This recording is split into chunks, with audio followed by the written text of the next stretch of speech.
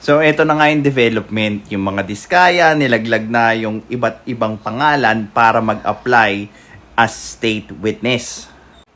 Ngayon, ang problema lang kasi doon, hindi rin kapanipaniwala yung sinasabi nila na wala silang kinita masyado doon sa mga transaction na ginawa nila.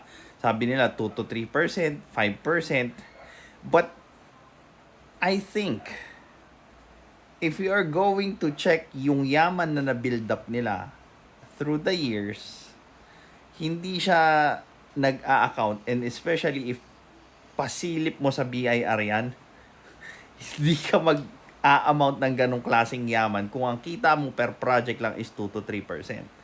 So, I think before sila tanggapin as state witness, kailangan muna malaman yung buong katotohanan sa kanila.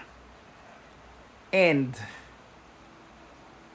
tama naman yung DOJ na if ever mag-a-apply sila as state witness, kailangan nilang isole yung yaman na nakuha nila.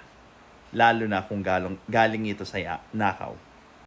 Tapos may nakontempt pa na 2 engineer from DPWH.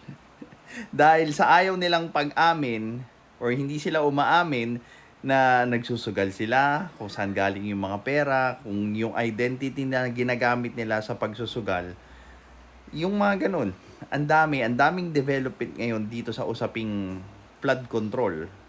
And hopefully, masustain natin ito hanggang sa dulo, hanggang malaman natin at mapapanagot natin yung tao na may kasalanan. Well, this is Pinoy Extreme. Kapit lang. This is Pinoy Extreme.